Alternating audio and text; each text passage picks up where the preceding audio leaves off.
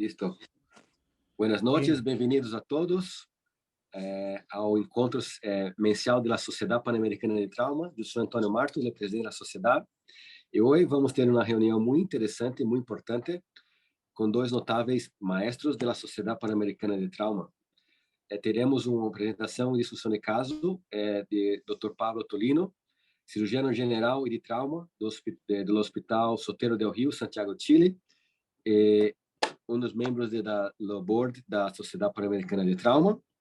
E depois teremos o resumo de los pontos claves da reunião e uma entrevista com o ex-presidente da Sociedade Pan-Americana de Trauma, Dr. José Garcia, que é ex-presidente da sociedade, médico especialista em cirurgia geral e atenção ao trauma, professor de pós-grado da Escola de Medicina da Universidade do Oriente em Venezuela,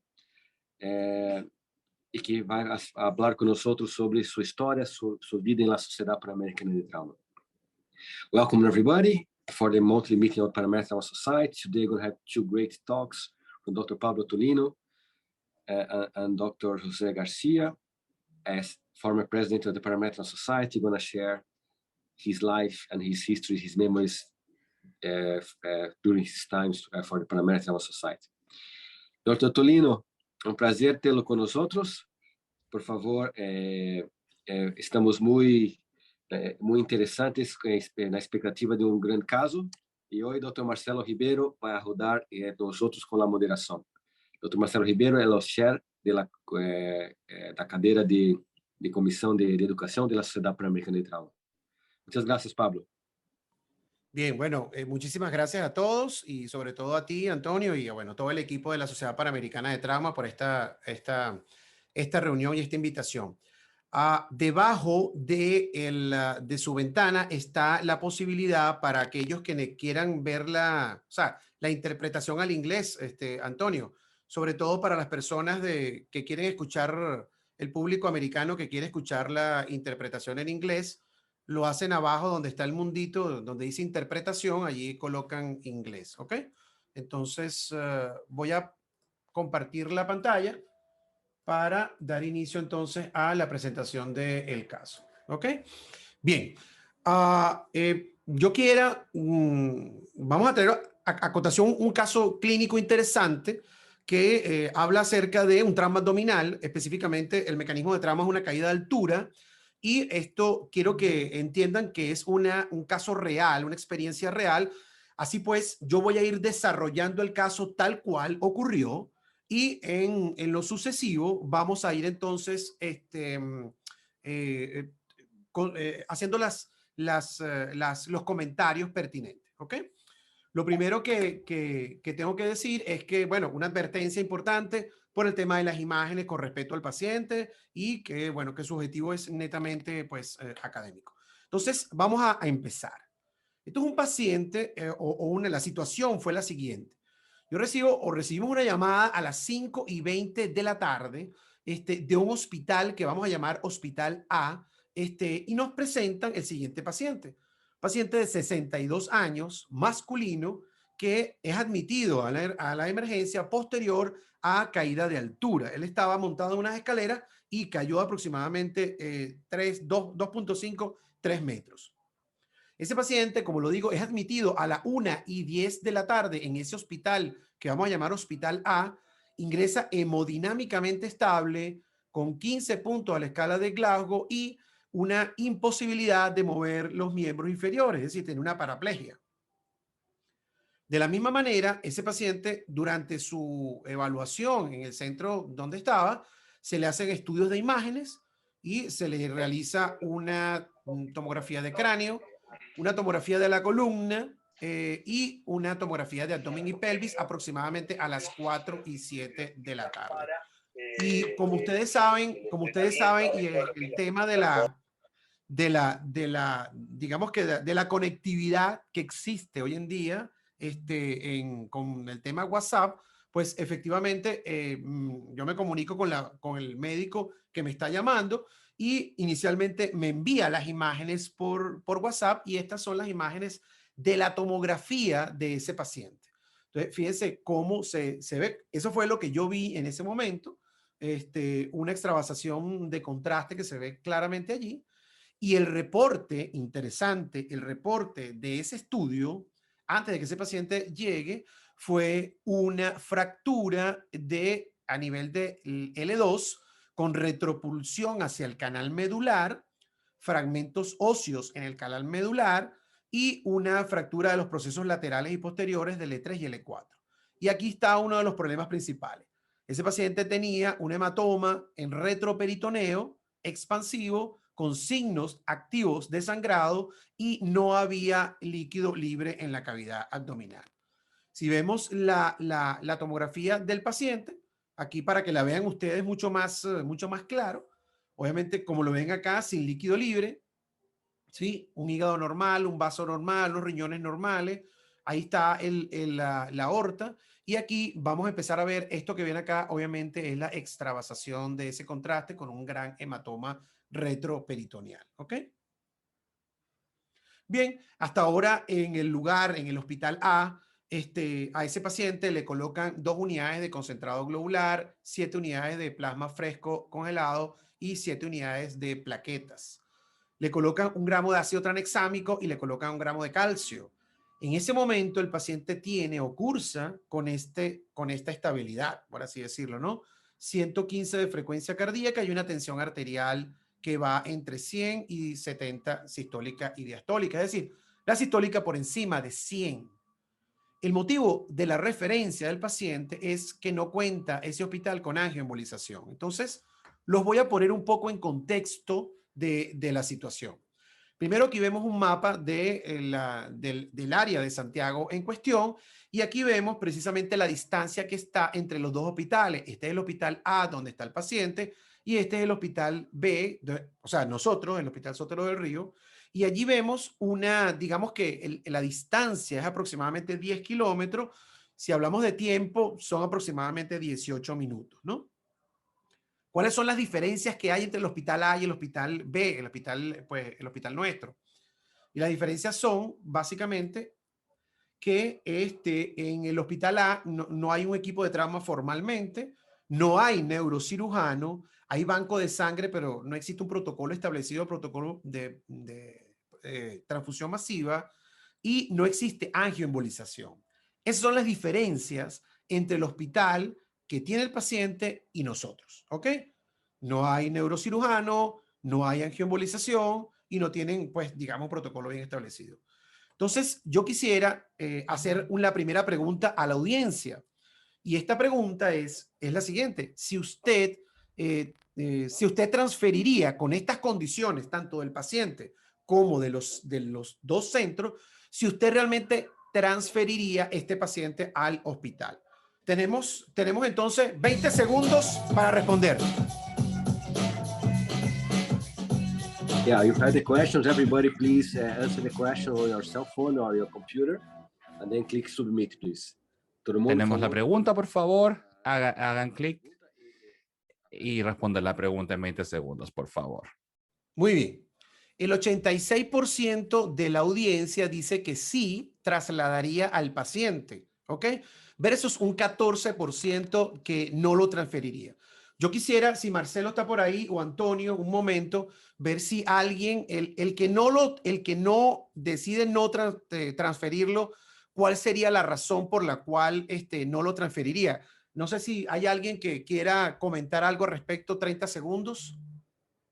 Vamos a empezar, Dr. Ivaturi. Are you here? Do you want to make some comments, sir? Doctor Ivaturi, ¿está acá? ¿Quisiera hacer algunos comentarios, señor? No, I think Pablo's presentation is excellent, and I agree with the transfer to the patient to a facility. Creo que la presentación es excelente y estoy de acuerdo con la transferencia del paciente. I would certainly ask have the patient transferred to this facility and prepare to receive him. Me gustaría saber cómo el paciente se transfirió a esta facilidad y cómo se preparó el paciente. Dependiendo de su estatus hemodinámico y transfusiones. Lo transferiría en una tabla rígida y prepararlo para el próximo paso. Thank you, Dr. Ivaturi. Dr. Marcelo Ribeiro. Yes. Yeah. Doctor Marcelo Ribeiro. I fully agree with Doctor. Estoy de acuerdo con el doctor Imaturi. Lo transferiría al paciente. Creo que este paciente necesitaría un equipo de trauma completo para especialmente considerando los daños neurológicos de la herida a la columna. Así que estoy de acuerdo con la transferencia del paciente. Put your name or send your question on the ¿Alguien chat. que quisiera hacer comentarios, por favor? Gracias. Doctor Ordóñez. Sí, yo sí transferiría al paciente. Necesita el equipo de trauma, el neurocirujano, angioembolización, todo completo. ¿De acuerdo? Carlos, ¿y tú sugerirías hacer algo antes de trasladarlo? Ya sabes a qué te estoy preguntando, ¿no?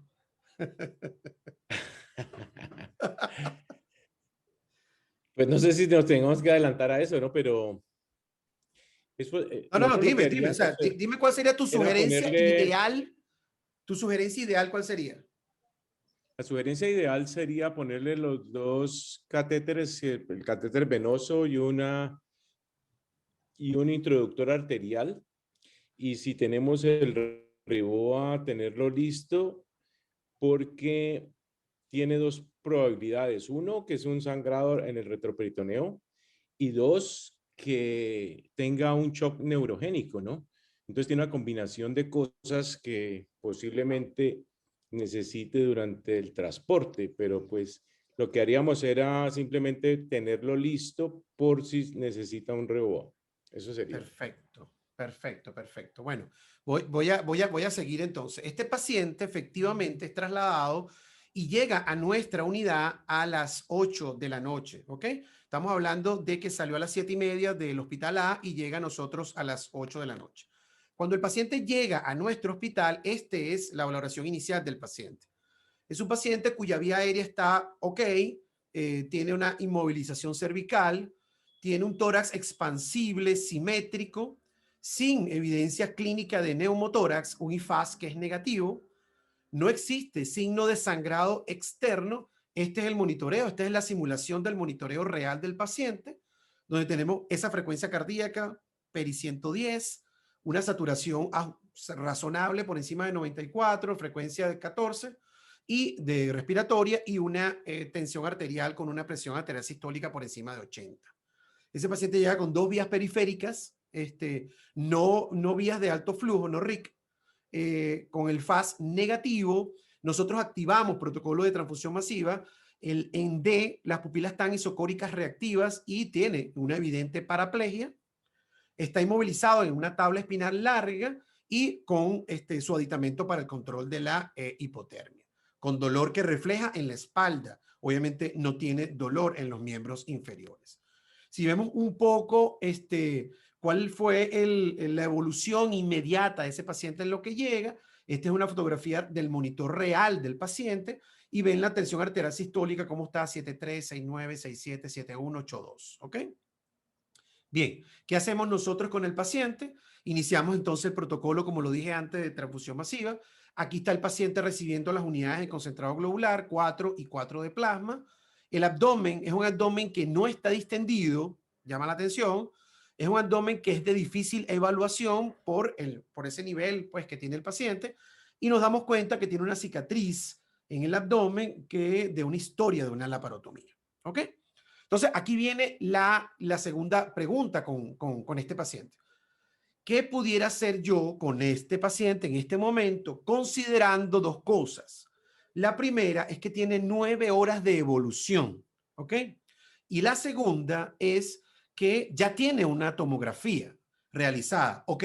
Hace como 4 horas atrás, pero ya tiene una tomografía. Entonces, las opciones que planteamos en este caso pudieran ser estas. 1, o se lleva ese paciente a cirugía. 2, o se hace un nuevo escáner. 3, se hace angioembolización, la causa por la cual se refirió. O 4, simplemente yo dejo el paciente en un manejo no operatorio, pues con todo lo necesario, ¿ok? Entonces, vamos a responder esa pregunta y tenemos 20 segundos para responderla.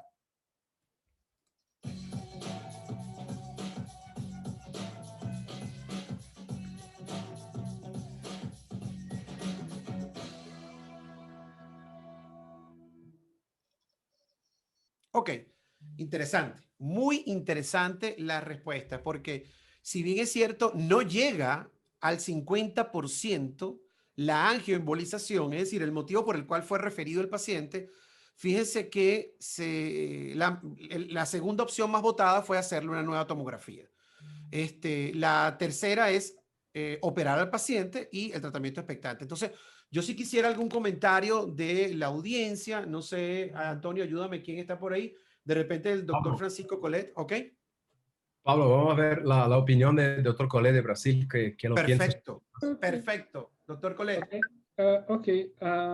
I think in this case you have a Creo que en previous este caso CT that you have a blush. tenemos un CT previo. Blending from the hepatoperitoneum. So the patients continue El unstable. paciente continúa estable. Continue hemodynamically not stable. I think in these situations I go to En angioembolism. esta situación, yo iría a la angioembolización. El CT puede mostrar lo mismo o no, pero hay algunas cosas que creo que en estos momentos es importante oír a la arteriography and then angioembolization. Vamos a ver qué piensa el doctor Juan Carlos Pollana, ¿no? Eso. Vamos a ver si Juan Carlos opera a este paciente. Han dicho de que lo van a operar. Existe la pregunta de si llevar a cirugía, pero no dices a qué cirugía. Una cosa es decidir la cirugía y otra es el procedimiento.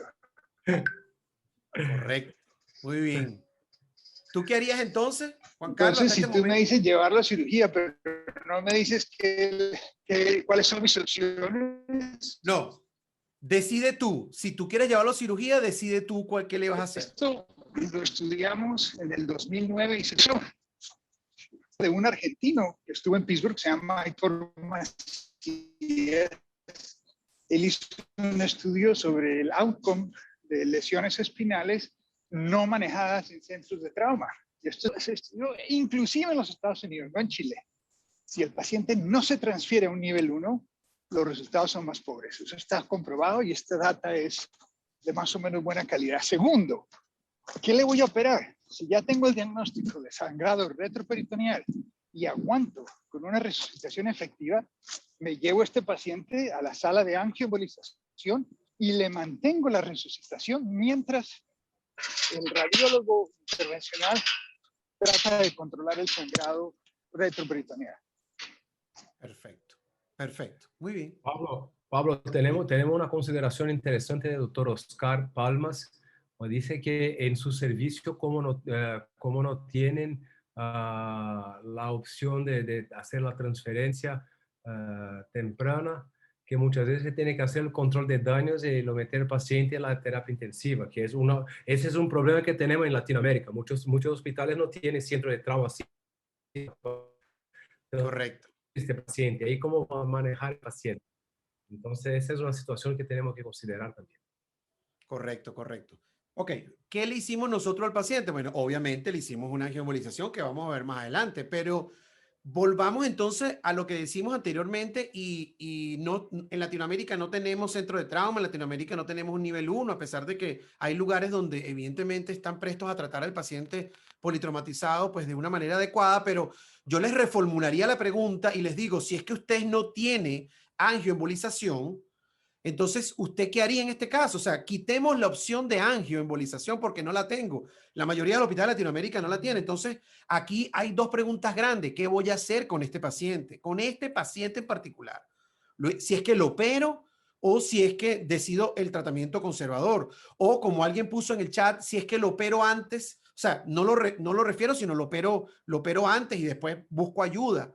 Entonces, ¿alguna opinión de Latinoamérica? No sé, Barilaro, por allá, por Argentina. ¿Qué tal oímos la opinión del doctor Aurelio Rodríguez? Maestro Rodríguez, ¿qué piensas? A ver qué más tenemos. Podemos... Sí, ahora me escuchas, ¿verdad? Sí, bueno. La pregunta era que no hay angioembolización, exactamente. No solamente no hay angioembolización, sino tampoco no hay Riboa, doctor Ordóñez.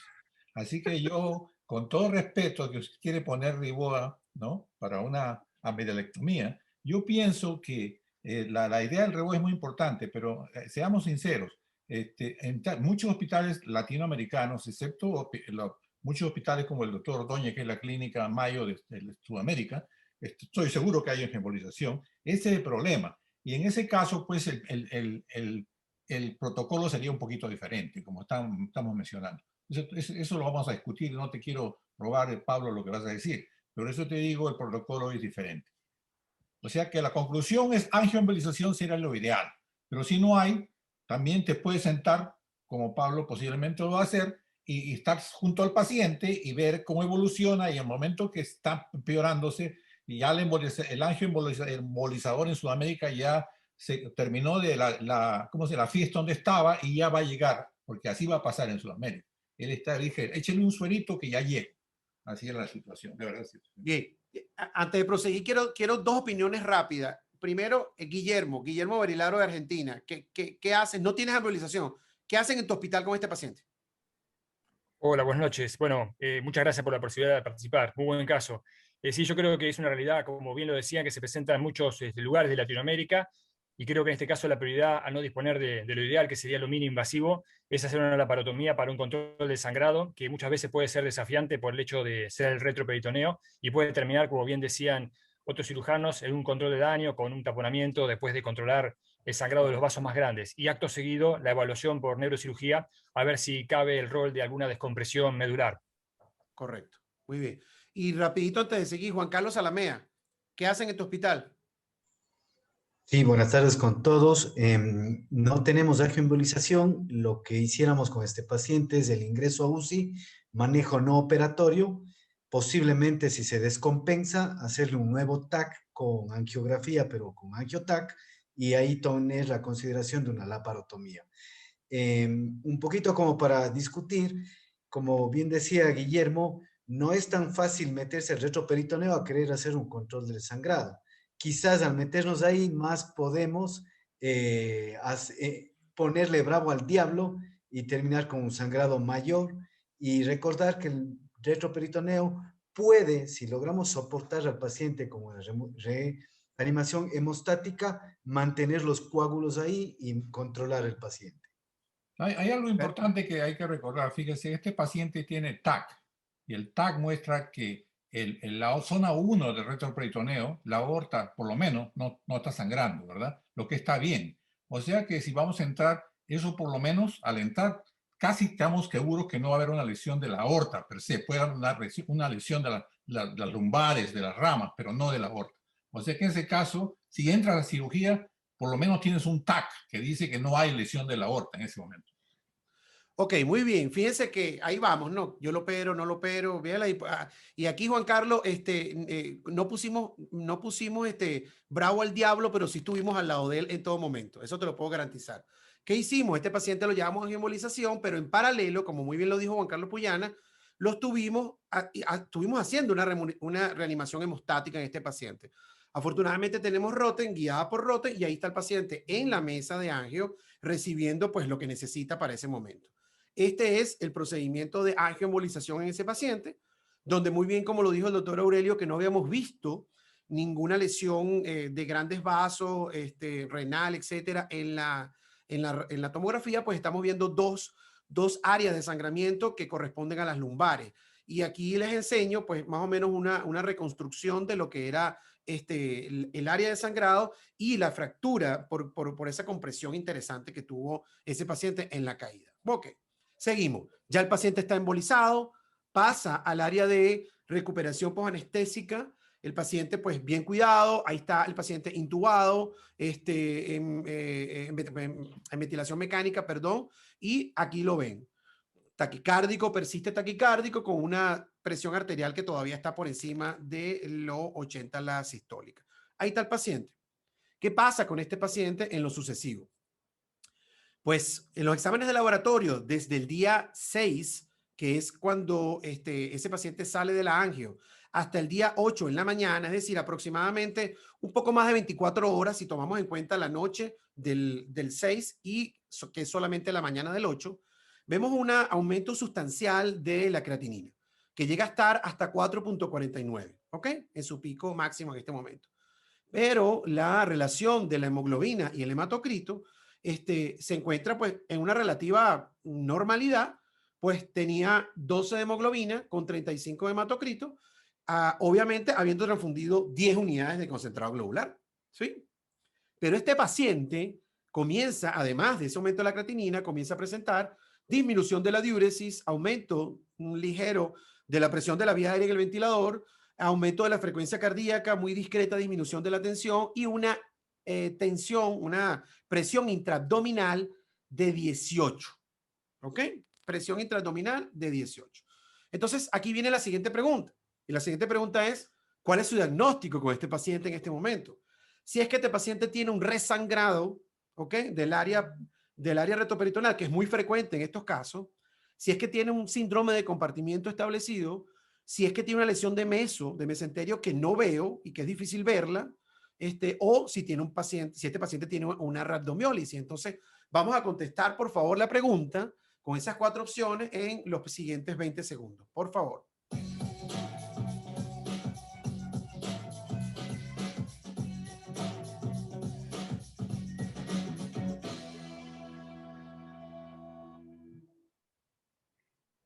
Ok. Ok, bien. Más de la mitad dice que tiene un síndrome de compartimiento intraabdominal. Y la segunda opción más votada fue la rhabdomiólisis, obviamente. Entonces, bueno, Marcelo, tú que eres experto en síndrome de compartimiento, comentarios. Sí, bueno, este es un paciente que tiene un riesgo muy grande de tener un síndrome de compartimiento abdominal. Tiene un trauma abdominal, tiene una lesión vascular, tiene un exceso no exceso, pero una reposición volémica necesaria para mantener la parte hemodinámica. Entonces, es un paciente que tiene obligatoriamente necesidad de mantener la mensuración del nivel de presión intraabdominal. Los signos clínicos más evidentes de hipertensión intraabdominal con la observación de que los diagnósticos solamente lo hace cuando tiene la mensuración de los niveles de presión, pero los signos clínicos más tempranos es la oliguria, es la alteración del volumen urinario y el acompañamiento con la falla de los riñones, con la creatinina que se va. Este sujeto tiene todos los signos, tiene un aumento de la creatinina, una disminución de la diuresis, parámetros de ventiladores que me parece que no están tan bien. Entonces, me parece que es un diagnóstico muy asertivo la posibilidad de hipertensión intraabdominal con síndrome compartimental. Perfecto. Y si tú dijeras, Marcelo, que este paciente pudiera tener una combinación de alguno de ellos, es decir, que pudiera tener un resangrado sumado al síndrome de compartimiento, ¿es factible o no es factible? Sí, claro que sí, claro. Y tiene factores adjuntos que, como por la rhabdomiólisis, es una posibilidad muy buena que se va a agravar con la deposición de la mioglobina en los riñones, en la alza de N, sí. Entonces tiene múltiples suposiciones para justificar un fallo de los riñones, pero creo que es un paciente que la posibilidad de tener combinaciones es muy probable, sí. Ok, y la pregunta para alguien de la audiencia, ¿qué haría entonces con este paciente? ¿Cuál es el paso inmediato que usted haría con este paciente? No sé, alguien en la audiencia que rápidamente, en 30 segundos, ¿qué haría?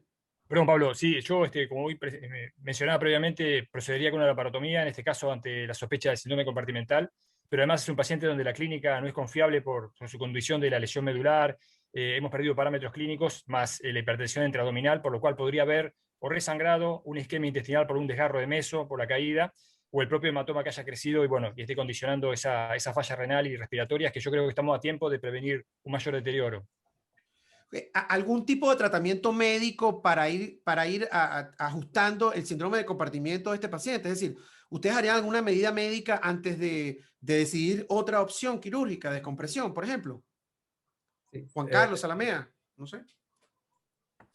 No, yo estoy de acuerdo con lo que dijo Guillermo. Creo que este paciente en este momento necesita una laparotomía para descomprimir el abdomen y revisar cómo está la parte intestinal y yo insistiría en dejar el retroperitoneo ahí.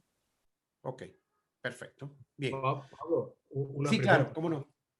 Porque ahí presentaste una mensuración de la presión intraabdominal de 18, que se clasifica como una hipertensión grado 2, que por definición, se empieza con las medidas de tratamiento clínico, como descompresión nasogástrica, rectal, de drenaje de fluidos, etcétera, etcétera. Pero ahí la pregunta es, ¿se tiene otros niveles de mensuración consecutivos? Como, ¿cuáles son los niveles? ¿Son más grandes do que 20?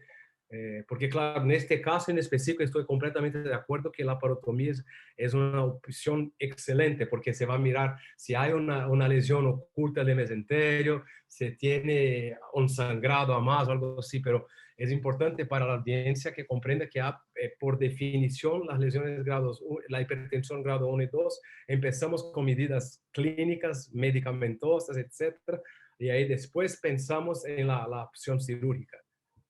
Perfecto. Y de hecho, eso fue lo que nosotros hicimos inicialmente.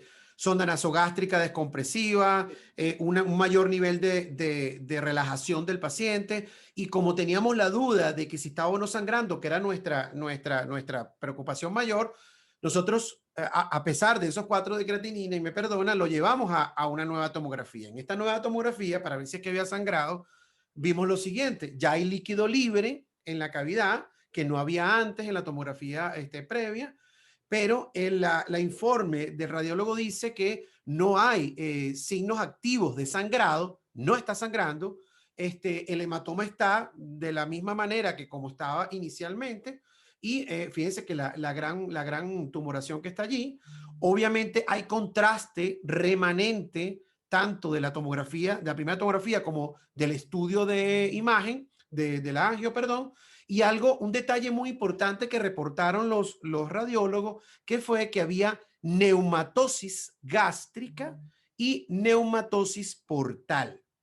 Es decir, neumatosis gástrica y neumatosis portal, que de hecho se la estoy enseñando en este preciso momento. Fíjense la imagen, cómo se ve la imagen de neumatosis portal a predominio del lóbulo izquierdo del hígado y la neumatosis en el estómago. Ok, ¿qué significa esta neumatosis? Si estamos pensando que el paciente tiene algo en intestino, ¿alguien da una opinión con respecto a esta neumatosis? En mi opinión, esa neumatosis es igual una laparotomía exploradora por un fenómeno isquémico vascular. Esto es lo que va a pasar en mi cabeza frente a un caso como este. Eso es lo que pasa en tu cabeza. Luis Richard, ¿qué tiene por ahí? No, opino igual que Marcelo. Más bien es un signo de alarma, yéndonos un poco al paciente, no trauma, neumatosis intestinal igual a isquemia, ¿no? Uno piensa en un intestino muerto, en aire que ha pasado por algún grado de intestino muerto, puede ser así. Bien. Y pensar que esa neumatosis está en relación con el síndrome de compartimiento. ¿Algunos ha tenido alguna experiencia con respecto a esto? Carlos Ordóñez, que de repente, o sea, ¿has visto neumatosis en el contexto de un paciente con un síndrome de compartimiento intraabdominal? A ver, yo estoy de acuerdo con el manejo médico inicial del compartimento, que sí lo tiene, y trataríamos de hacer eso sin la laparotomía inmediata, hasta donde sea posible. Pero ya con esto de la neumatosis, ya la cosa se complica porque entonces el paciente sí tiene un problema de una isquemia mesentérica, algún problema así, y entonces sí nos toca operarlo. Okay. Pero no hemos visto la combinación del compartimento y neumatosis, no. Tiene que haber el compartimento, pero tiene que tener algo en el mesenterio y ya el inicio de la lesión intestinal. Perfecto. Ya ahorita vamos a hablar con respecto a eso. Nosotros, luego de las medidas médicas y el fracaso, llevamos a ese paciente a cirugía para descomprimirlo. Este es más o menos el paciente, todavía con una tensión arterial un poco limitona ahí, sobre 100 la sistólica, taquicárdico, y obviamente lo llevamos a cirugía. ¿Qué encontramos en la cirugía? En la cirugía encontramos lo que esperábamos, un gran hematoma. Eso sí, las asas intestinales estaban perfectamente bien, no habían signos de isquemia, había un gran hematoma, fíjense cómo se está viendo ahí, que abarcaba pues toda el área, es la zona 1. Aquí estamos yéndonos por el paritocólico derecho, toda el área con un gran hematoma, como lo ven allí, que llegaba inclusive hasta la proximidad de zona 3, hacia abajo. Y cuando examinamos del lado izquierdo, igualmente el gran hematoma, fíjense las asas que están rosadas, bien perfundidas, sin ningún tipo de evento isquémico. Y ahí en la parte izquierda vemos una pequeña abertura del hematoma, es decir, como que si ese hematoma retroperitoneal se hubiese desgarrado por allí, y justamente en el ángulo de Treitz, ahí me imagino yo que por ahí era que salía la cantidad de sangre que pudo haberse acumulado en ese paciente dado el hallazgo. Entonces, bien, con este hallazgo de este paciente, la pregunta aquí es, ¿qué voy a hacer yo? Si es que voy a a explorar ese hematoma retroperitoneal, o simplemente no le hago nada a ese hematoma retroperitoneal. Vamos Pablito, a ver qué opina la gente. Sí, claro, claro. Pablo, tal vez Juan antes Carlos, de sí. eso, se exploró en el lado derecho el duodeno, porque otra posibilidad de aire en la vía biliar es que haya una lesión del duodeno vía biliar, ¿no? Sí, Juan Carlos, se exploró y no había nada. Fíjate que lo buscamos. Yo mismo lo busqué pensando y nada, no había absolutamente nada. ¿Ok? Bien, procedamos entonces a votar si es que yo exploro o no exploro este hematoma. 20 segundos para responder.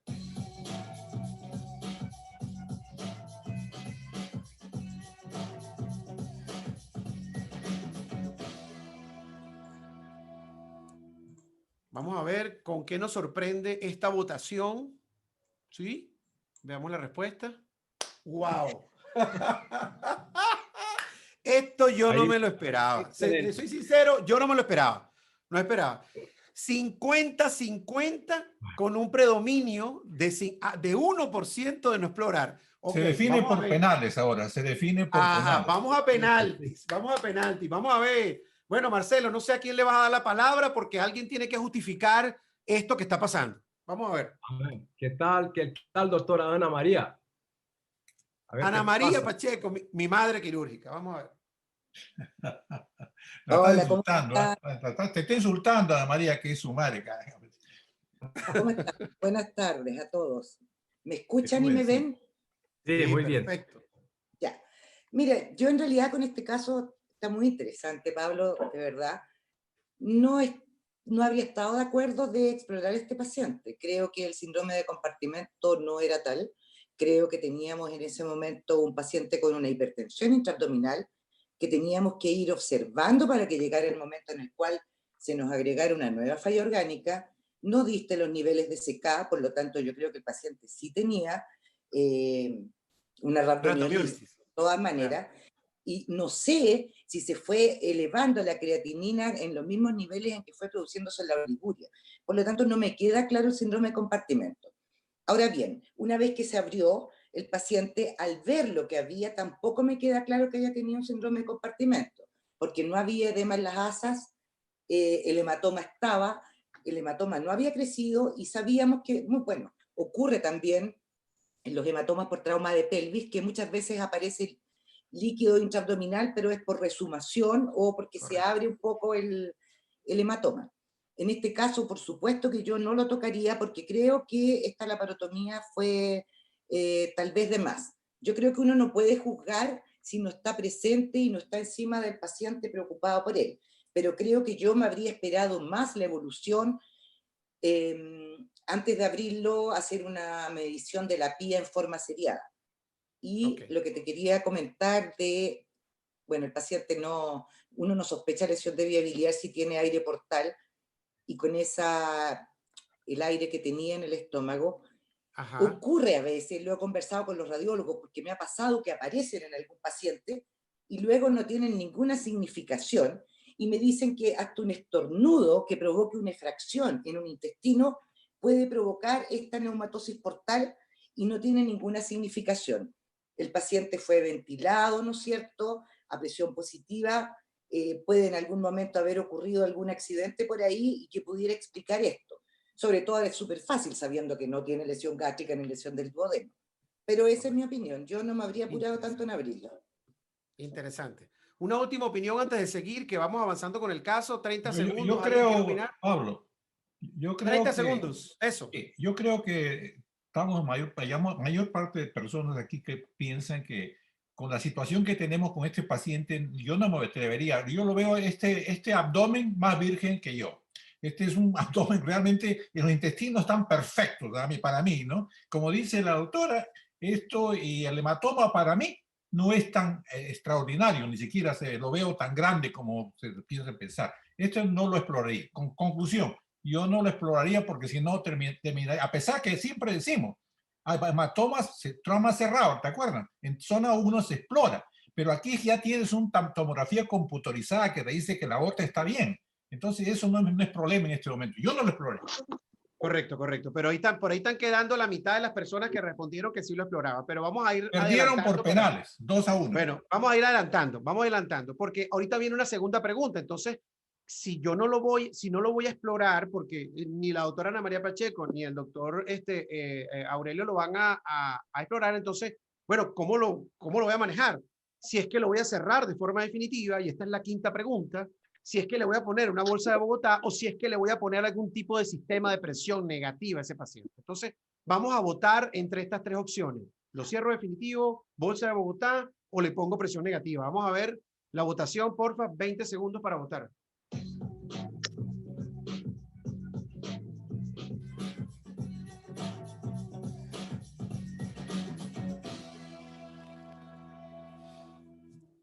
Vamos a ver si tenemos otra sorpresa acá en estas respuestas. Ok, cierre abreviado con presión negativa en el 51% de los casos. Todavía una tercera parte de las personas le pone una bolsa de Bogotá, está bien, si eso es lo que tiene. Y hay un 18%, casi 20% de las personas que hace cierre definitivo. Yo creo que si el doctor Aurelio no le pareció que era un gran hematoma, es uno de los que los ha cerrado. Entonces, no, yo no he dicho nunca eso. Yo nunca he dicho, no me pongas palabras en mi boca. Ajá. Yo no he dicho eso. Yo no lo cerraría, no, de ninguna manera. Sobre todo que tienes también el problema del sangrado, que estás pensando que hay un sangrado continuo que va a pasar, ¿no? Alguien lo cerraría porque hubo 18% de personas que lo cierran. ¿Alguien una opinión de si lo cerraría, si no? Hay 70 millones de americanos que no se ponen la vacuna. Tú sabes que siempre pasa con esto. No quiere decir que tienen la razón. Ahora nadie lo cerró. Y hubo 20% de cierre. Bueno, vamos a seguir para adelantar. Entonces, este paciente, obviamente nosotros le pusimos un sistema de presión negativa, en este caso le pusimos una aptera y bueno, el paciente sin mayor inconveniente se le colocó el sistema de forma habitual, sin mayor... Y este es el paciente una vez que se ha cerrado con unos parámetros de hemodinámicos pues un poco mejor y bueno, si ustedes creían que este caso estaba interesante, vamos a ver qué va a pasar ahora, porque ahora viene un periodo muy importante, que es que yo voy a evaluar qué es lo que está saliendo por ese aptera. Entonces, aquí vemos la evolución de cómo es la terapia de presión negativa, que lo que está trayendo hacia el canister es sangre. Y en esa primera evaluación de 4 horas, desde las 2 de la tarde hasta las 6, ese paciente ha gastado 500 cc de sangre, con una tasa de sangrado, de 125 ml/hora. ¿Ok? Muy bien, ahí vamos. Seguimos en la evaluación y esto es lo que alguien comentó por ahí. Esta foto inclusive la tomé yo porque yo estuve al lado del paciente, porque para manejar a este paciente hay que estar al lado. Desde las 6 de la tarde hasta la 1:30 de la mañana, ahí está la evolución en 6 horas del canister. ¿Ok? Y ustedes lo ven claramente, donde hay en esas 6 horas 500 cc más, porque se llenó otro canister, en este caso a una tasa de 79 ml/hora. Es decir, ha sangrado 1000, como dice aquí en Chile, una luca.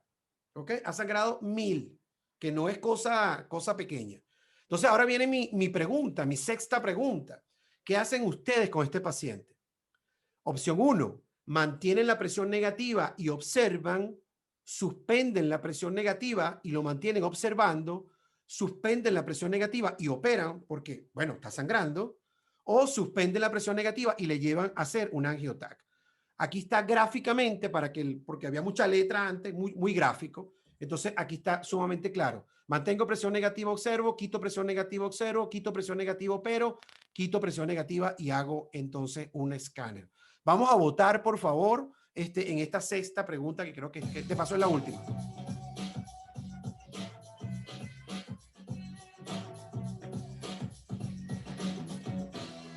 Pablo, el paciente no tiene ningún disturbio de coagulación, ¿verdad?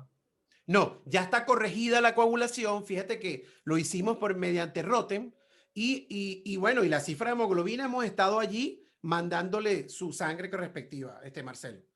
Muy bien, vamos a ver aquí. Oh my God, aquí está la cosa también complicada. La mayor opción optó por hacerle una nueva angiotac, suspender la presión negativa y hacerle una nueva tomografía.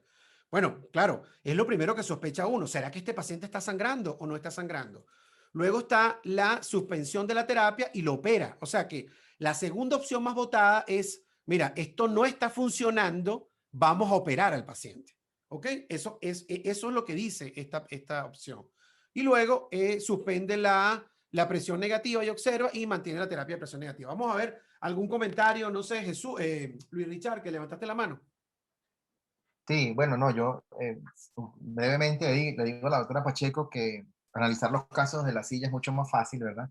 Que no estornudo más por la cosa de la neumatosis, no me vayan a operar pensando que tengo una isquemia. Y lo otro es que yo simplemente he leído los comentarios del chat sobre la cavidad. Para mí sí estaba claro, creo yo, ¿no? El diagnóstico de síndrome compartimental. Tenía una presión intraabdominal aumentada, quizás no grado 3, más disfunción urinaria. Bueno, o sea, ¿qué más? Si uno abre el abdomen y no encuentra una gran cantidad de líquido, pero había síndrome compartimental. Yo le sumo a ese comentario esto. Esto es un paciente con un trastorno medular, ¿sí? Quizás no es tan alto, pero es un trastorno medular que va a acumular más sangre en sus venas, ¿de acuerdo? Porque ellos tienen un tipo de choque distinto al resto de los pacientes, asociado a choque hipovolémico. Y eso me puede generar que el hematoma retroperitoneal sea peor y que cause mayor compresión de la cava y que cause más síndrome compartimental. Entonces yo creo que fisiológicamente te compro el síndrome compartimental, así no haya visto las tripas negras, por ejemplo. En este paciente, a tu pregunta, pues bien complicado, pues yo le suspendo la terapia de presión negativa y lo observo. Si tanto has hecho, yo lo observo a ver cómo evoluciona. Pablo, yo quiero opinar ahora. Sí, claro. Mira, yo no pensé que Luis Richard iba a decir lo mismo que pensaba yo, porque la idea es poder dar diferentes opiniones. Pero la verdad es que este paciente sabemos que tiene mucha sangre en el retroperitoneo. Sabemos que tiene una efracción del retroperitoneo, por lo tanto puede ser esa misma sangre que estamos sacando por el VAC. Por lo tanto, yo también habría suspendido la presión negativa y observo, porque lo que no tengo claro es cómo va la evolución de la hemoglobina. Ahora la sangre de repente es muy escandalosa y me habría gustado saber el hematocrito que tenía el líquido que te estaba saliendo por el VAC, el líquido que había en el canister, en relación al hematocrito que tenía el paciente. Pero opino igual que Luis, o sea, yo suspendo presión negativa y observo. Y según lo que ocurra es cómo vamos a actuar. Yo no sé si el doctor Ottolino dijo que, dijiste que la sangre era lo que le llaman los gringos cero sanguinos, o sea, cero sangre. No. Esto es sangre. Esto lo que está saliendo, doctor, es sangre. Sangre, que lo que uno puede ver en el canister. Okay. ¿Sí? Ahora, eso que dice Ana María es muy interesante, hacerle un hematocrito a la sangre que está allí, pero los canisters vienen sellados, entonces pudiera ser una opción. Vamos a avanzar para que concluyamos entonces. Bien interesantes las opiniones. Le suspendimos la presión negativa y lo observamos por dentro, pero mediante una tomografía. Y perdonen que haya sido tan insistente con la tomografía, pero para mí en este hospital es más fácil hacer una tomografía que tomarse un café. Entonces, yo le hice una nueva tomografía y miren el reporte del imagenólogo para que vean lo interesante de este caso. Primero, no hay cambio significativo con respecto al tamaño del hematoma retroperitoneal. Segundo, no hay signos categóricos de sangrado, de nuevo sangrado. Es decir, ese paciente no está sangrando. Que la opción que estaba diciendo Ana María Pacheco también es importante, que de repente estaba filtrando sangre por ahí. Pero fíjense esto, resolución de la neumatosis portal. Entonces, aquí viene el caso interesante, porque es que la neumatosis portal de este paciente, y esto me hizo estudiarlo, porque es una de las cosas que va a dejar este caso, es que sí existe relación entre neumatosis portal o neumatosis intestinal y síndrome de compartimiento intraabdominal. Como muy bien lo dijo Ana María Pacheco, puede ocurrir por cualquier causa, pero la hipertensión intraabdominal es una causa. Y estuve revisando la bibliografía y así aparece. Entonces, este es un ejemplo. Lo que pasa es que pocas veces le hacemos tantas tomografías a un paciente y podemos tener este hallazgo. ¿Ok? Entonces, ahí vamos. Pero la cosa no termina ahí. Pablo, disculpa, pero debes aclarar para los residentes que no puede decir que la neumatosis intestinal, y sobre todo en la vena porta, es una cosa, bueno, que los radiólogos dicen que se ve con mucha frecuencia. Eso es muy peligroso decir eso, porque inclusive en los Estados Unidos, cuando los viejitos como yo llegamos siempre al hospital con una distensión abdominal, una pseudoobstrucción intestinal, ¿no? O claro, hoy día los operan a todos porque quieren sacar chin, chin, chin, chin, pero fuera de eso, ¿no? Ese paciente lo descomprimen, pero si ese paciente, y lo tratan en forma no operatoria, y en la mayoría de esos se va a su casa, claro, regresa en 2 semanas, otra vez descomprimirlo, pero si ven aire en la porta y aire, a ese lo operan. Para ellos, entonces, una indicación de que haya una reacción isquémica, no se quedan sentados. Es decir, no, eso se ve siempre, es común. No sé, yo nunca escuché a un radiólogo que diga eso, estoy seguro que es verdad. No estoy diciendo que no es verdad. Pero yo creo que hay que tomarlo serio. El aire en la porta y en estas circunstancias yo le tendría un poco de respeto. No diría ya, bueno, a todo el mundo se le ve. Ahora tú dices que eso se desapareció y lo has leído que es común, posiblemente es común por la isquemia. Capaz la isquemia mejoró, ¿no? Si había isquemia, se descomprimió un poco y comenzó a sangrar, a haber menos isquemia. No sé. Bien, lo cierto es que quiero hacer la acotación acá importante, como usted dice para el residente, que los estudios de imágenes nos sirven para complementar la clínica del paciente y el aspecto general. Nunca podemos, y eso está claro, nunca podemos dar por sentado un diagnóstico basándonos solamente en los estudios de imágenes, ¿ok? Entonces, ok, para avanzar, que ya vamos casi terminando con el caso, seguimos observando al paciente, porque eso fue lo que hicimos. Y a las 31 horas de evolución de ese paciente, el paciente pues ha presentado en ese lapso de 31 horas 1000 cc más, pero en este momento con una tasa de sangrado mucho menor a 32 ml hora. El paciente siempre ha estado estable, hasta hemos estado encima del paciente y fíjense acá el detalle que se ve, que aquí se ve el canister, donde sí se ve un poco una diferencia significativa a partir de los 700, que se ve un poco más serohemático por arriba, ¿ok? Entonces, eso. ¿Alguna acotación hasta este momento? ¿Algún comentario con respecto a este momento para ir cerrando? Sí, me preocupa que me dijiste que los riñones no estaban funcionando y encima de eso le diste 3 dosis de contraste. Así mismo es, qué bien, claro que sí, me arriesgué. Yo dije, yo prefiero saber qué es lo que está sangrando en este paciente que los riñones se los resuelvo. Tienes razón, eso fue un riesgo que yo asumí. ¿Algún otro comentario? Sí, Pablo, un comentario. Yo creo que si uno baja la presión del back, no lo puede suspender del todo, porque si uno lo suspende, entonces es como tapar, ¿qué? ¿Estamos tapando el problema y no estamos identificando el problema?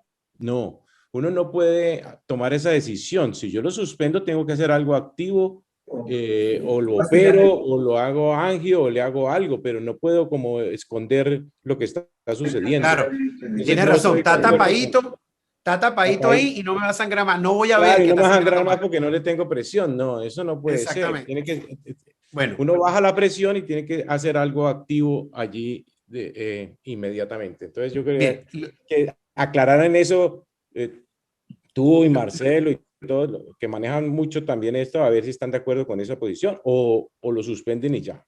Yo creo que si no va a quedar un problema con la gente porque va a decir, sí, paremos de la presión y ya, y miramos. No puede ser. Entonces póngale bolsa a Bogotá, entonces. Exactamente. Bien, buena esa. Entonces, fíjate, tiene tanta razón que nosotros lo que hicimos precisamente fue eso. Nosotros no suspendimos totalmente la presión negativa, ¿ok? Sino que nosotros la pusimos al mínimo del sistema. El sistema te da como mínimo 50 milímetros de mercurio antes de apagarse. Lo pusimos a 50 milímetros de mercurio y eso también basándonos un poco en una experiencia grandísima que tiene el doctor Pablo Cibaja de Costa Rica, que él refiere que la presión que debe colocarse debe ser 25 milímetros de mercurio por debajo de la presión sistólica. Entonces, ¿qué hicimos nosotros con este paciente? Mínima presión negativa, una constante evaluación hemodinámica de ese paciente, una constante evaluación de la tasa de sangrado, cuánto iba sangrando ese paciente y reemplazar la sangre. Porque yo les digo algo y tomando en consideración lo que acaba de decir Carlos Ordóñez. Si yo a este paciente, en vez de un sistema sellado como este, le hubiese puesto una bolsa de Bogotá, ¿qué hubiese pasado? Bueno, hubiese pasado esto que les voy a enseñar, que es otro paciente, que ese paciente se hubiese desbordado esa sangre porque no se está colectando de forma adecuada y ese paciente hubiese tenido yo que entrar a quirófano y ahí sí o sí hubiese tenido yo que explorar ese hematoma retroperitoneal porque yo no voy a entrar en segunda vez a un paciente que me está sangrando de esta manera y no le voy a hacer nada al hematoma porque no voy a esperar que me haga una tercera oportunidad. Entonces, estar muy claro que estos sistemas de presión negativa cerrados o estos sistemas cerrados, pues tiene ese plus de que yo puedo ir censando exactamente cuándo, y por eso es que lo importante que dice Carlos de no suspender la presión negativa totalmente. 36 horas después, ese paciente le quitamos el sistema Aptera, ya estaba su homeostasis completada, es decir, ya estaba hemodinámicamente estable completamente, sin ningún tipo de coagulopatía. Aquí vemos el hematoma, le habíamos puesto una compresita allí a ese paciente, y otro detalle interesante es que el área donde estaba abierto el hematoma estaba igual, sin ningún tipo de problema. Ahora sí, al paciente, pues decidimos cerrarlo. Y un poco, Juan Carlos Puyana, aquí está tu pregunta. Si bien tuvo 4 puntos tanto de creatinina, al momento de descomprimirlo y a pesar de las tomografías que le mandamos, el paciente inmediatamente mejoró la función renal. O sea que está buena la acotación de que un paciente, el contraste le hace daño, pero aquí era sopesar entre lo que yo necesitaba saber para manejar no operatorio este paciente y el riesgo, pues, de las consecuencias. Y fíjense el lactato, algo que más o menos creo que lo había comentado, bueno, la rhabdomiólisis lo había comentado Ana María. El lactato, fíjense cómo se fue aclarando significativamente. Bueno, para finalizar, este paciente, esta es una foto del paciente hace 2 días. Este paciente se le hizo posteriormente a todo esto una fijación lumbar por el servicio de traumatología, porque obviamente no podíamos voltearlo estando con estando con el abdomen abierto. Actualmente está complicado con una fístula de líquido cefalorraquídeo que está en control, y durante su hospitalización hizo un síndrome, un embolismo pulmonar, y le colocamos un filtro de vena cava. Si alguien tiene algún comentario antes de las 2 últimas láminas de conclusiones con este caso, por favor, que estamos en hora, perfecto. Sí, Pablo. Sí. Napoleón. ¿Qué tal estás? Mucho gusto. Una pregunta, viendo el caso que tú lo manejaste en retrospectiva. ¿Crees que hubiera sido posible el manejo no operatorio, ya que la laparotomía fue prácticamente no terapéutica, excepto por el síndrome comportamental? Viendo todo esto, ¿no crees que hubiese sido posible el manejo no operatorio? Mi respuesta es no, Napo, porque no fue tan no terapéutica, porque si bien es cierto no encontramos nada, ni hicimos nada, lo importante que se realizó fue la descompresión, y ese paciente tenía un síndrome de compartimiento. Nosotros esperamos y le dimos chance por medidas médicas, pero el paciente iba deteriorándose. Yo no podía quedarme tranquilo sabiendo que la descompresión era una opción, y fíjate que los exámenes me lo demostraron y la evolución del paciente lo demostró. O sea que sí había que descomprimir el paciente. Entonces, buena acotación, buena pregunta. ¿Algún otro comentario? Yo tengo una pregunta. Tú hablas de 9 horas de evolución antes que entrar. ¿A qué te refieres? ¿Que demoró 9 horas en el otro hospital para mandarte el paciente, o 9 horas en tu hospital para poder actuar? Desde que el paciente, no, doctor, si el paciente me llegó a las 8 y yo a las 9:30 estaba montado en silla en la mesa de angio. Estoy hablando desde que se cae el paciente, llega al otro hospital, pasa el tiempo en el otro hospital, me llega a mí, y eso fueron las 9 horas de evolución cuando hice la pregunta inicial. ¿Ok? Aclarado. ¿Algún otro comentario? Pablo, perdón. Sí, dime, Luis. Yo creo que ahí algo importante que acotar es la presión, que tú lo mencionaste en uno de tus comentarios. Creo que la presión fue algo, o sea, regular la presión, porque manejamos 100, 75, creo que fue algo muy clave para el manejo el éxito de este paciente. Uno de las claves del éxito fue la presión que colocaste en el sistema de presión negativa. Bien. Estas 2 últimas láminas como conclusión del caso. Uno, el tema del manejo del hematoma retroperitoneal. Había algo que lo extraigo de lo que dijo el doctor Aurelio, que uno le enseñaron que un hematoma retroperitoneal en zona 1, independientemente sea penetrante o cerrado, tiene indicación de explorarse, ¿ok? Pero eso es cuando no sé qué es lo que está pasando detrás de ese hematoma. Y aquí yo tenía una tomografía previa que me decía que no había lesión de aorta, que no había lesión renal, que no había lesión inclusive de mesentérica, por ejemplo, porque claro, una lesión de aorta hubiese sido más aparatosa, sino precisamente lesión de lumbar. Entonces, muy importante porque, y la mayoría de estos pacientes, sin duda alguna, tienen un beneficio de no tocarlo, porque, o sea, abrir ese espacio que estaba contenido, pues puede surgir en un problema para el paciente. Y el otro comentario, para finalizar, es el uso de presión negativa con sangrado, que hay que tener cuidado. Y no se trata de que en este caso no fue bien, pero hay que tener cuidado, porque mucha gente banalmente dice, no, que la presión negativa hace que no sangre, pero muy bien lo dijo Ana María Pacheco. O sea, esa brecha estaba abierta y lo que estaba sangrando era lo que la presión negativa estaba extrayendo de ese hematoma que estaba abierto. O sea que sin duda alguna sí extrae. Y no eso de que colapsa los capilares y tal, eso no está tampoco tan demostrado. O sea, hay que ver la característica clínica del paciente. Y entonces, en conclusión, lo que aprendimos de este caso fue esto. Primero, saber, estar seguro de qué es lo que está sangrando en ese paciente para yo decidir si dejo o no la presión negativa. Porque si yo no estoy claro qué es lo que está sangrando, yo no puedo manejarlo con presión negativa o no puedo tener un tratamiento tan expectante. Como lo dije antes, mínima presión negativa, constante evaluación de la hemodinamia, evaluación de la tasa de sangrado y reemplazo de sangre, porque tengo que tener un banco de sangre poderoso para que me soporte este paciente. Quiero concluir con esta frase de Albert Einstein, que dice, bueno, no podemos resolver los problemas pensando de la misma manera como fueron creados. Definitivamente, el trauma requiere un tratamiento moderno, pero obviamente tenemos que pensar también en nuestras limitaciones, qué es lo que tenemos y tratar al paciente pues en consecuencia. Así que si no tienen ni más ningún comentario, en nombre de todo el equipo de trauma y urgencia del Hospital Sotero del Río, de verdad que gracias y sus opiniones fueron geniales. Muchas gracias, Dr. Tolino. Excelente presentación, excelente caso. Gostaria de invitar o Dr. José Garcia para hacer o resumo do caso e das lições aprendidas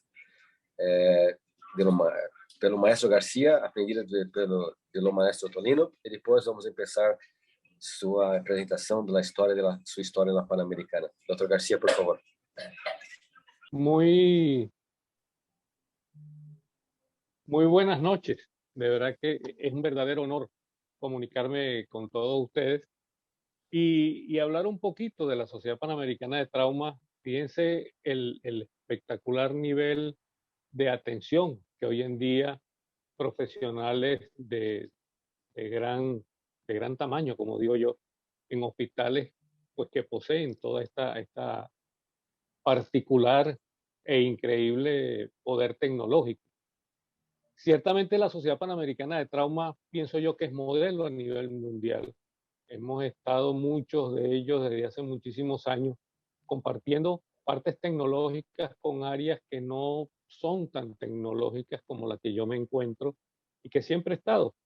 En los actuales momentos, desarrollo de actividad quirúrgica en el Hospital de Fonteboa, que para que tengan más o menos idea, imagínense el Amazonas en Brasil, un punto exactamente en el medio de ese Amazonas, a orillas del río Solimoy, con una población de unos 25.000 habitantes, pero con una influencia de muchísimos municipios, donde esta parte tecnológica ciertamente no existe.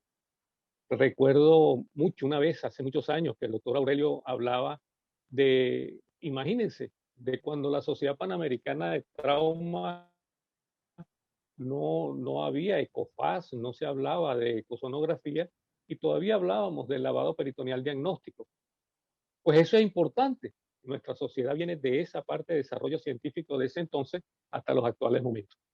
Ahora bien, ¿qué tenemos nosotros o cómo nuestra sociedad, he visto yo personalmente, que ha influido en el tratamiento del trauma?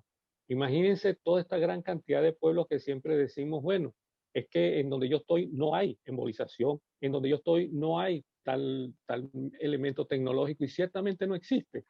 Pero a través de la sociedad y de la experiencia que hemos desarrollado en todo el continente, hemos logrado de alguna manera desarrollar sistemas de atención que van en lugares como muy complejos y muy alejados, al sur de Chile, al sur de Argentina, en Bolivia, en Ecuador, áreas rurales extensas y y muy particularmente pobladas como Brasil, donde solamente el medio aéreo es capaz de llevar adelante un proceso de salida de esos lugares. De tal forma de que es nuestra sociedad la que, y en un futuro muy inmediato diría yo, deberemos crear los protocolos, así como vimos esta excelente presentación de casos, también pensar qué hacemos con un caso como este en un lugar como tan apartado como nos encontramos en nuestra continente americano, porque los medios de evacuación, y en este caso muy particular de aeroevacuación, los países tienen que entenderlo como la única posibilidad de supervivencia que tienen muchísimos pacientes. Lugares donde existen cirujanos, pero que están atados de manos porque pensar en muchos casos la cirugía de control de daños tiene que hacerse, por ejemplo, en el lugar donde yo estoy, hablemos de máximo hasta las 14 horas. Después de ahí empiezan a contar horas donde no se va a hacer mayor actividad desde el punto de vista de supervivencia, pero sí de tratar de lograr que sea evacuado un paciente de nuestra población a un lugar de atención. Les puedo decir que en el hospital donde me encuentro y otros 3 municipios muy particulares, no existía protocolo de atención de trauma, simplemente llegaba el paciente y se veía qué se pensaba o se podía hacer con él. Nuestros directores de hospital en esos lugares y sobre todo los prefeitos, que así se llaman en Brasil, han visto con buenos ojos el desarrollo de los protocolos de ATLS, los protocolos de entrenamiento, los protocolos de que no se va a hacer lo que uno piense, sino se va a hacer lo que el protocolo dice en beneficio de los pacientes que allí tenemos. Y es así como una sociedad panamericana de trauma de hace muchísimo más allá de 25 o 30 años, hoy en día vemos cómo influye a través de muchas de su gente en lugares muy apartados de nuestra geografía continental. Muchas gracias, doctor García. Doctor García, es un honor tenerlo con nosotros hoy. Gostaríamos que ustedes, como un gran maestro, con un gran profesor de la Sociedad Panamericana de Trauma, nos describiese su historia, sus memorias de la Sociedad Panamericana de Trauma, por favor. No le escuché muy bien. Si es tan amable, me repite. Doctor Tolino, ¿podría por favor presentar al doctor García e invitarlo a presentar sus memorias, su experiencia con la sociedad, por favor? Sí, Joseito, que si tienes alguna presentación que hacer o era tu comentario que con respecto a tu experiencia con la Sociedad Panamericana de Trauma. Eso es lo que te quería decir el doctor. Ok, no, presentación no, sino más bien una conversación porque he visto la influencia directa de nuestra sociedad y obviamente a través de todas las enseñanzas de muchísimo más allá de 25 años, que comenzamos en una reunión de congresos en Colombia, donde la mayor influencia no ha sido sobre todo en las áreas de mayor tecnología hospitalaria y de carácter urbano, como por ejemplo en la que tú te encuentras en Santiago de Chile, sino también en esa área donde nuestros libros de ATLS, de PHTLS y etcétera, nombran de que la atención del traumatizado comienza realmente en donde él se encuentra, en donde él sufre el trauma. Y es allí donde nosotros vemos cómo la sociedad ha llevado esos conocimientos a esos cirujanos que se encuentran en esas áreas, desarrollando en estos momentos todo lo que es sistemas de aeroevacuación, porque fíjate que me recuerdo yo y con Juan Carlos Puyana hace poco menos de 10 años, conversábamos en esos desayunos, conversatorios que tenemos en la sociedad sobre la hora dorada, se bajó a 10 minutos, pero resulta que eso es en áreas verdaderamente urbanas. Cuando hablamos de zonas como en las que nos encontramos, la hora dorada como que no existe, o sea, no es posible pensar en ella.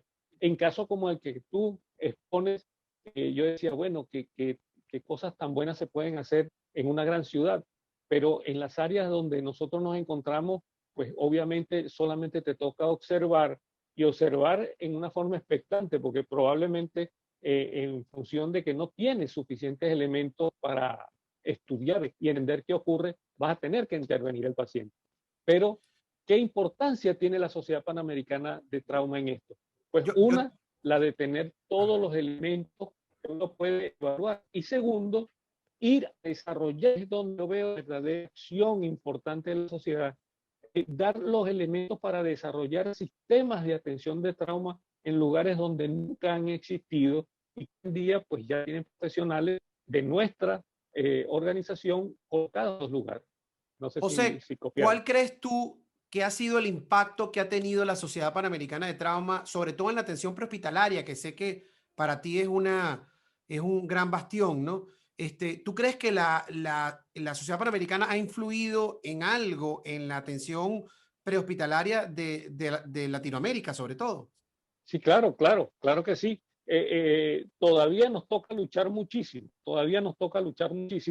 pero no solamente con decir algo que es la realidad. Es la única sociedad que ha incluido al personal de medicina prehospitalaria y atención prehospitalaria en trauma. Es la única sociedad que ha expuesto protocolos para la atención prehospitalaria de trauma. Un ejemplo, cuando nosotros hablamos de atención prehospitalaria, en el 90% de nuestros países tenemos cuerpos de seguridad como los bomberos, tenemos cuerpos de seguridad como las ambulancias, tenemos cuerpos de atención como las ambulancias privadas, y que nuestros elementos legales les permiten la invasión del paciente a través de la colocación de los catéteres que ustedes acaban de nombrar, inclusive de intubación. Pero hay países, y en eso es importante decirlo, que tienen procedimientos legales que eso no está permitido.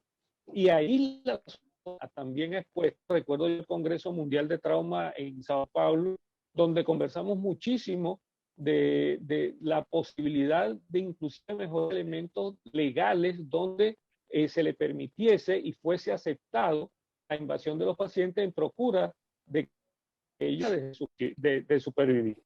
Y esto también nos llevó a desarrollar un servicio de atención prehospitalaria y de aeroevacuación en el Amazonas de Venezuela y al sur de Venezuela.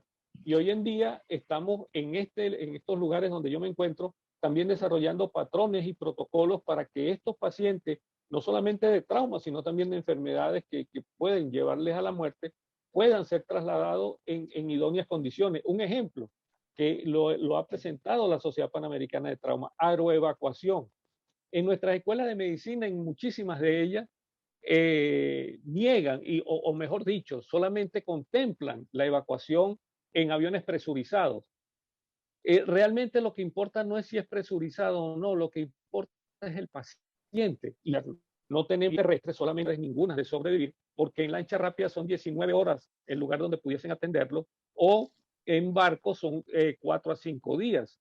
Entonces solamente en el avión va a poder hacerlo y va a tener que hacerlo fíjense cómo hace de que uno entienda muchísimos patrones y elementos que influyen en la supervivencia de los pacientes y llevarlo a lugares como estos, donde es de primer orden todo lo que la sociedad contempla en los protocolos, por ejemplo, en ATLS, en PHTLS, y lo que hemos desarrollado en nuestro congreso, que ha sido de gran ayuda a toda esta gran cantidad de médicos. Yo no sé si Juan Carlos Puyana te tiene alguna acotación, tú que estás en Ciudad Guayana y en el Amazonas. Juan Carlos, ¿tienes algún comentario para José García? No, estaba buscando en el mapa el sitio exacto y no le entendí cómo se escribe. O sea que yo creo que todavía está en La Vorágine, que es lo famoso del autor colombiano que atraviesa el Amazonas. José, exactamente cómo se llama el sitio, cómo lo escribes en Venezuela, qué tan rural es. No te oigo, Juan Carlos, no te oigo.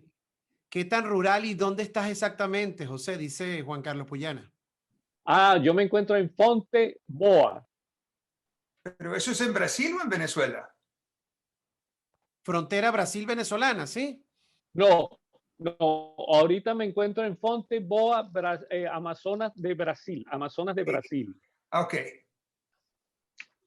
Mira, José, no sé si me escuchas. Quisiera decir algo, enfatizar para la gente que no conoce la Sociedad Panamericana esta es una de las pocas y quizá la única sociedad de trauma en el mundo que desde su iniciación tenía en el BOAR un representante de prehospitalario y un representante de enfermería, hasta que se quitaron todo eso y pusieron senadores, gobernadores, todas esas cosas.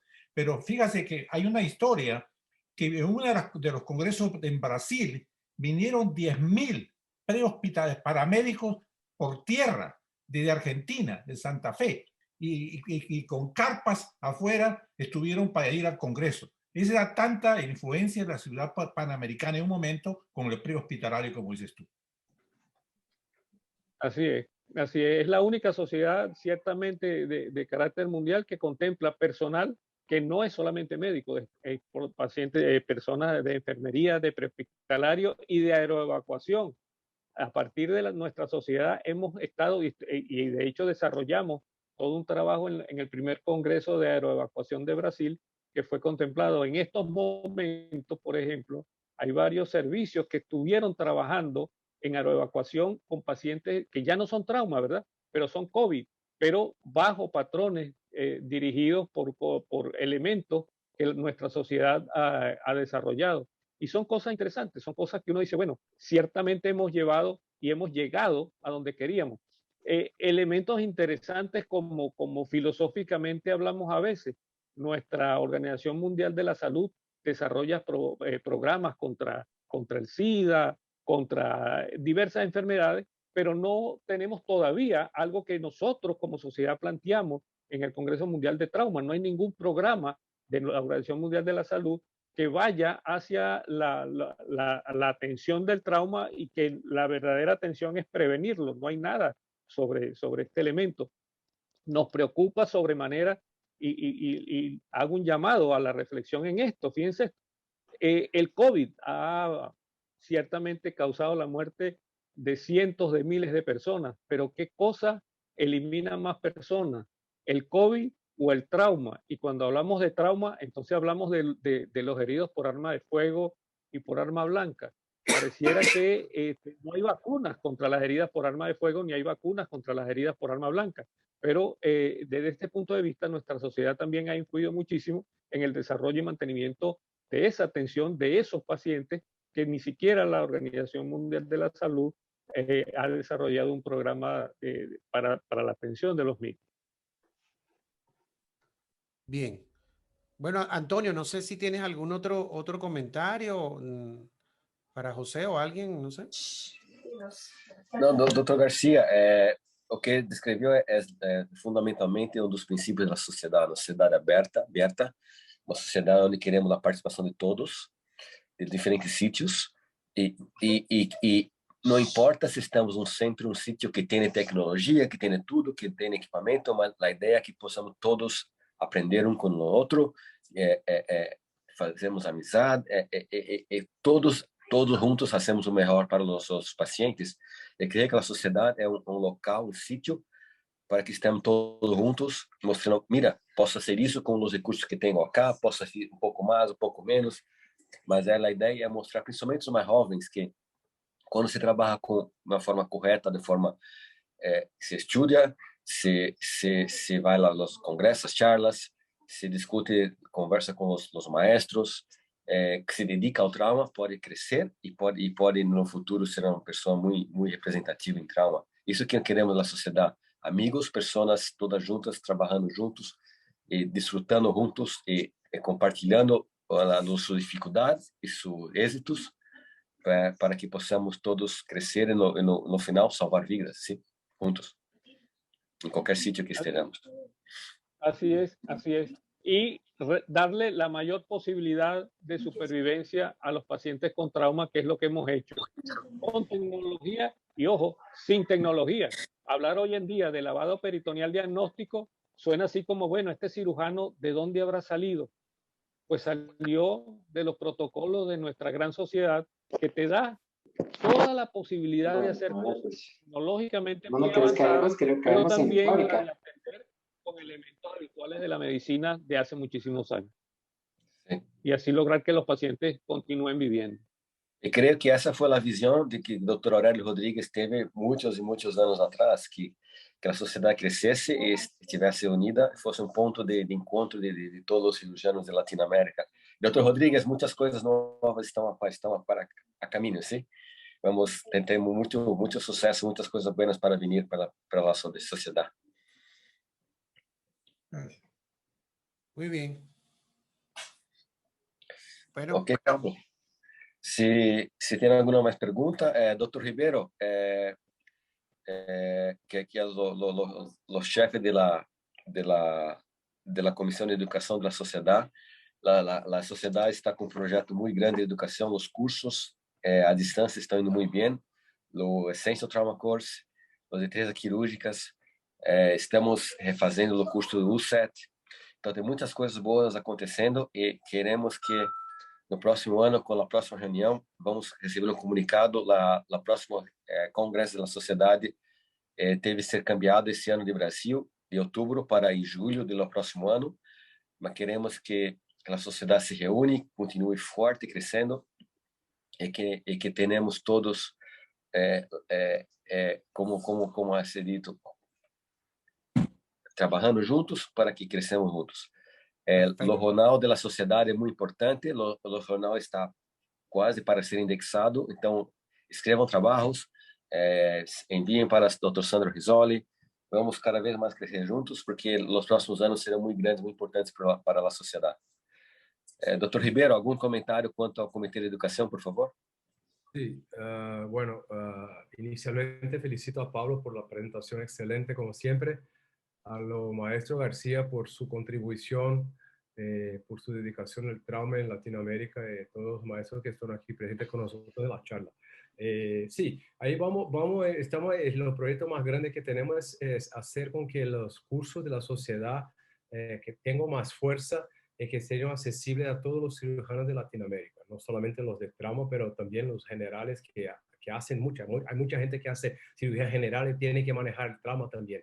Y estos son los tipos que tenemos que tener certeza que tienen las informaciones más actuales, la forma más correcta de manejar el paciente con las limitaciones de recursos tecnológicos que nosotros tenemos en toda Latinoamérica. Entonces, ahí estamos con muchos proyectos de revisión de los cursos que tenemos, de lo contenido, claro, por supuesto, con mucha calidad, mucha enseñanza a todos. Entonces, esperamos que podamos desarrollar los cursos todos, actualizar a todos, y con esto sigamos una sociedad fuerte, unida, con altísima calidad. Yo estaba buscando mi certificado y yo creo que me afilié a sociedad en 1992 o 93, ¿verdad? Hace muchos años.